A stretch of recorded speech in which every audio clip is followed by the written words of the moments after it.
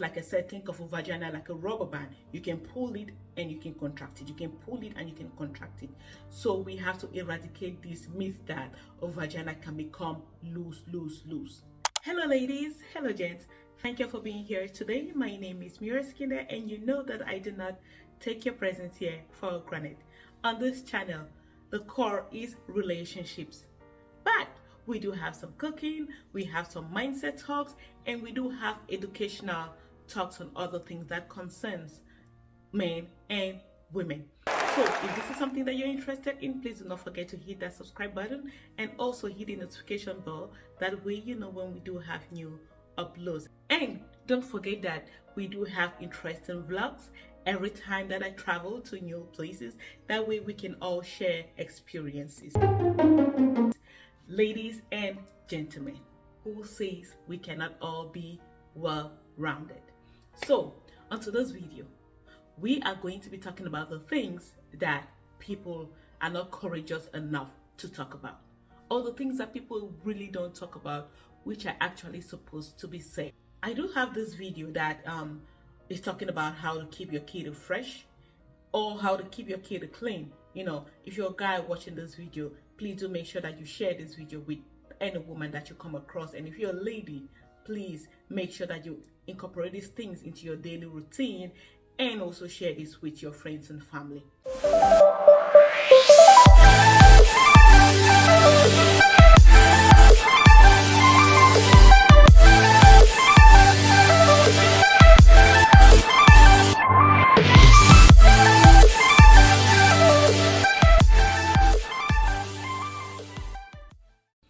There is this misconception out there that people think that a woman who has had a child or has had children will have a loose vagina, or someone who is, advanced in age has a loose vagina. That is not necessarily true. So it is very necessary for us to educate ourselves on things like this. And this video is not only for women, it is for men as well, because some people say, oh, I cannot get married to a single mom because she is coming with her body disfigured, or she's coming with a vagina that is loose, and this is not something that I want to get myself into. And other women I've heard saying that, oh, they would prefer to have a child through C-section, that way they can keep their vaginas intact. No, this is not something that we need to be talking about. Instead, we need to be talking about the opposite. We need to eradicate this mindset. We need to unlearn all these things so we can be able to relearn new things. First things first, there is no such thing as a loose vagina, because many people believe that your vagina can lose its elasticity and become loose over time. Your vagina is elastic. That means it is meant to stretch and contract. When it stretches, it is stretching to accommodate the things that are coming in or coming out of it. Say for example, if penis coming in, it is going to stretch to accommodate that. If a baby is coming out, it's going to stretch to accommodate that, but then it contracts back. It may not fully get back to its original shape. That doesn't mean that it is not contracted. That doesn't mean that it is not tight per se. One thing you have to understand is that if your vagina is too tight, that may mean that you have some kind of sickness, or it may be a call of concern. Therefore, you need to see a doctor, maybe because of dryness or some other underlying conditions that you have. Because like I said, think of a vagina like a rubber band. You can pull it and you can contract it. You can pull it and you can contract it. So we have to eradicate this myth that a vagina can become loose, loose, loose. Yes, it can change its shape over time, but that doesn't mean that it is loose. The myth of a loose vagina is something that people have been using for a long time to shame women. And we have to eradicate this, because when they tell you that you have a loose vagina, what they're essentially telling you is that you're having multiple sexual partners. But what you fail to understand is that multiple penetration is not going to stretch a vagina or make it lose its elasticity. Because say for example, a woman, not saying that I am encouraging this, no, I'm just giving this as an example. If a woman is having multiple sex partners, it could be the same as one woman having one sex partner that they have sex multiple times. There is no difference. in the number of times of penetration. You understand what I'm saying? Maybe one may be higher than the other, depending on the circumstance. But then that doesn't mean that because a woman has sex many times or she has sex frequently, then her vagina is going to become loose. No. We have to really, really eradicate that and stop shaming people.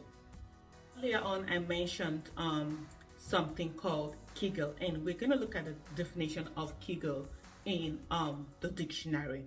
It says Kegel, it's denoting exercises performed by a woman to strengthen the pelvic floor muscles, involving repetitions of both sustained and rapid voluntary contractions of the muscles, and used especially to treat urinary incontinence and improve sexual function. The best part about Kegels is that you can do them whenever and wherever you want. The reason why I am bringing this Kegel into this is because it is a good exercise, not only for women, but for men as well. Because most people often think that things like these are specifically for women. As a man, if you do a Kegel exercise, it is going to help you with your prostrate.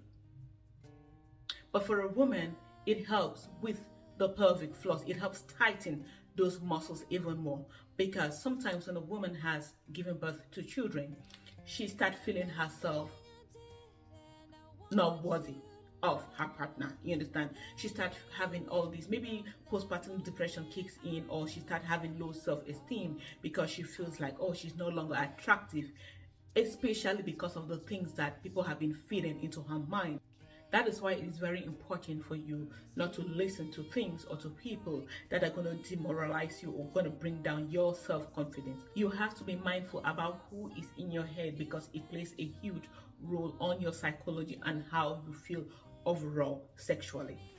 The most interesting fact is that you can do these Kegel exercises anyway. Okay, now we understand that doing Kegel exercises is going to help strengthen your pelvic floor muscles. It's going to strengthen your rectum. It's going to strengthen and tighten the small intestines. So it is a very good practice that you want to incorporate into your daily routine. I'm sitting right now and I'm talking to you, right? But I am doing my Kegel exercises. So what it's doing is like contracting your muscles.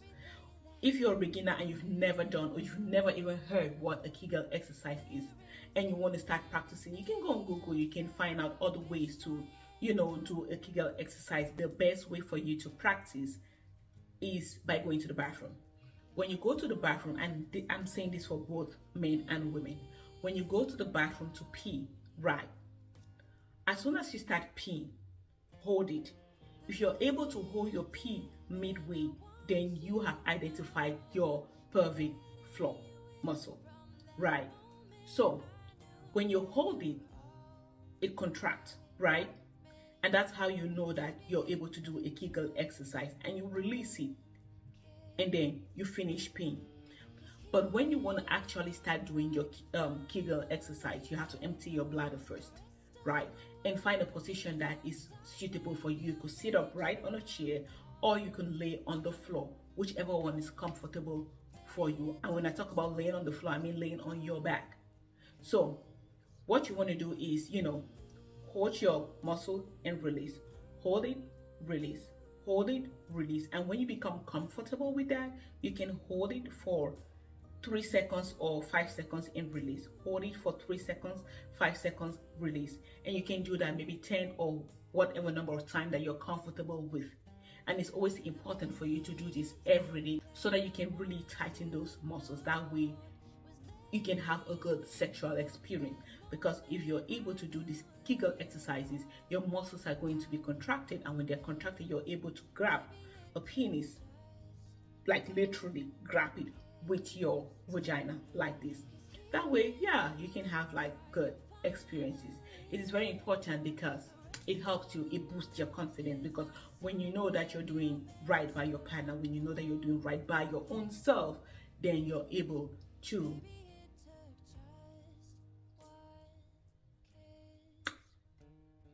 you know what I'm about to say. So guys, there is this thing that we used to It's a song that we used to sing while growing up.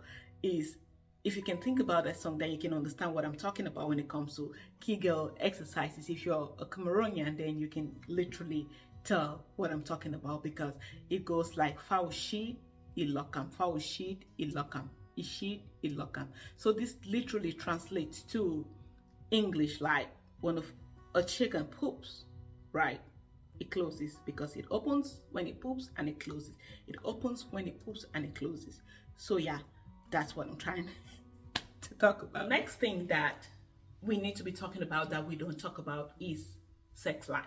I know we've touched a little bit on the first point, but this is especially concerning the OG. You know what? Orgasm. That's what I'm talking about. So there are many women out there who have not experienced this pinnacle of pleasure, not because they are not able to attain it, or not because they are not their partners are not able to give that to them. It's just because of their mindset around it.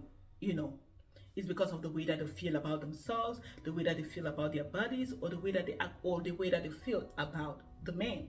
Sometimes in a relationship, people are not able to communicate properly, and when you're not able to communicate properly, you're not able to actually say your wants, your needs, your desires, because this is something that as a married woman, as a married man, you have to have the courage to talk about.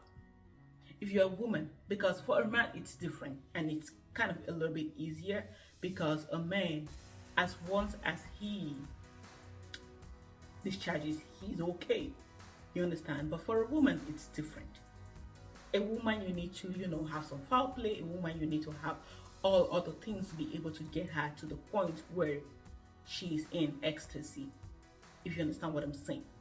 So as a woman, if you're with your husband and you have not yet attained that, do not fake it. Do not say that, oh, when he asks you, because most men are going to ask, oh, did you get there? If you haven't gotten there yet, do not say that you have, because what you're doing is you're killing your own self.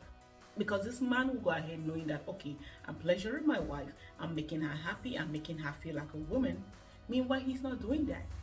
And when he's not doing that to you, and you keep faking and faking and faking, there's one point that you will come to start resenting him. And when resentment kicks in, other things are going to follow.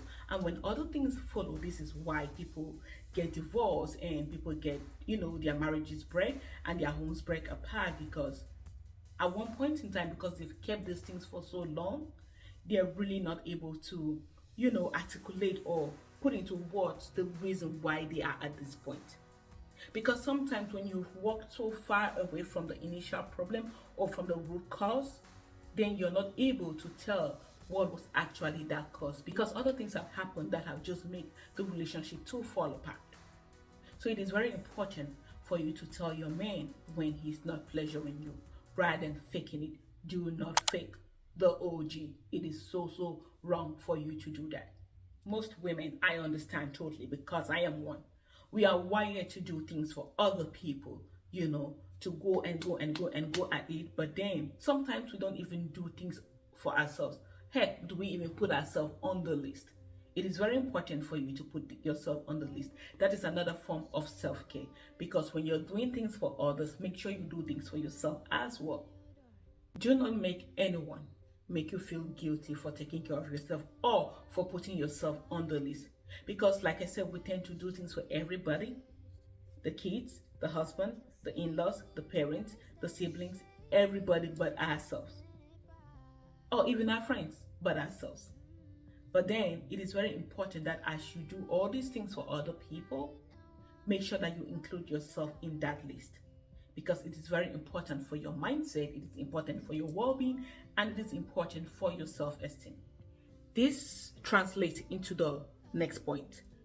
To marry someone is one thing, but to find a friend or a best friend in someone who you call a spouse is something totally different and magical. So it is very important for you to communicate how you feel, to communicate your needs, communicate your wants, communicate your desires, communicate your fantasies. Because if you do not do that to this person that you're with, who do you want to do that with? You have to be able to talk about anything and everything with this person. Communicate your likes, communicate your dislikes, communicate your thoughts, because that's the way you guys grow. Because, like I said earlier on, resentment is a very terrible thing, and that's what breaks homes. But another thing that breaks people apart is expectations. Expectations that have not been met. Because as women, most times we have all these expectations. We have these things that we want this man to do. We have these things that in our head, we are cooking it up, but then we cannot say it. And then we start resenting them because they did not do those things that we expected them to do. Meanwhile, we did not even tell them that this is what we wanted. Because say, for example, right, you have a husband, you have kids, you have a family that you're raising. And the reason why I keep talking about marriage is because I strongly believe sex is for married couples. You have all this family, you have this home, this beautiful home that you're building, and then you have a husband that is not helping at home. He's not helping you with some chores. He's not like, you guys are not working hand in hand, and then you're just sitting without saying anything and getting mad at him. Some people need a nudge. Some people will do things without being told. Other people need a nudge. And sometimes they don't do it not because they don't want to do it. They don't do it because they didn't think about it. There's a difference. And because they didn't think about it, they didn't do it. And then you get mad because they didn't do that thing that you expected them to do, but you didn't tell them. So like I said, communication is key. Communicate what you want clearly and properly, because that's how a man functions. If you want to live a life of abundance, abundance is not only about the financial aspects, it's about being whole, being true to yourself, being happy, being at peace with yourself. You have to make sure that you take all those things into consideration and start talking about the things that you think that we cannot talk about. Thank you for watching to this video. Please do not forget to hit that subscribe button and also hit the notification bell. That way you know when we do have new uploads. And please do not forget to do your Kegel exercises for both men and women. I love you all. Stay blessed and have a fab one. Bye.